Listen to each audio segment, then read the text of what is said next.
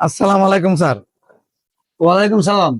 Sir, গ্রাম থেকে আসছি sir, বুঝছেন, সিএনজি চালানো ভালো লাগে না, একটা চাকরি খুঁজে আসছি স্যার। এখন আপনি যদি দয়া করে আমার একটা চাকরি দিতেন। তো চাকরি করবেন, আমাদের এখানে ফ্লাইওভারের কাজ চলতেছে, এখনো কিছু সেকশনের কাজ বাকি আছে। ও কেন আইছে?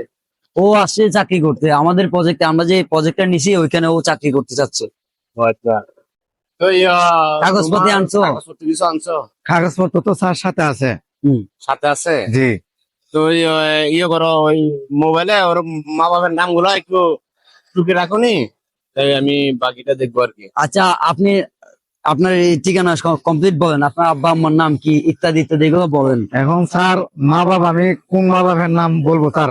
কেন মা বাপ কোনটা বলবেন আমি বুঝতেছি না। আমার মা বাবা তো স্যার 4 জন। ছয় জন বাপ মা? জি স্যার। বুঝে আসতেছে না ব্যাপারটা। এখন বাপ মা যেহেতু 6 জন, উনি বলতেছে আচ্ছা দিয়ে একটা সুযোগ উনি বলুক, আমরা এন্ট্রি করি। আচ্ছা তাহলে তুমি এন্ডি করে রাখো, আমি যাচ্ছি। স্যার, প্রথম মা বাবা হচ্ছে যে আমারে 10 মাস 10 দিন জন্ম দিছে, হ্যাঁ, 1 নাম্বার। আর হ্যাঁ। 2 নাম্বার হয়েছে শ্বশুর শাশুড়ি। 4 জন। 3 নাম্বার হয়েছে হুম। স্যার উহুল শ্বশুর উহুল শাশুড়ি। হ্যাঁ। এই মোট হইলো 6 জন মা বাপ। বুঝে আইছি স্যার? আচ্ছা, প্রথম তুমি যেভাবে বলছো আমি তো বুঝতে পারি নাই, এখন তুমি যেভাবে যুক্তি দিছো তোমাকে চাকরি একটা দেওয়া যায়।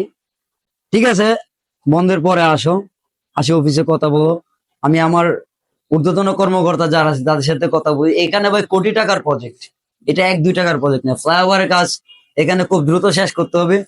সো ভালো থাকো, আসো, দেখা হবে, আল্লাহ ঠিক হাফেজ। আছে, আসসালামু আলাইকুম স্যার। ওয়ালাইকুম আসসালাম।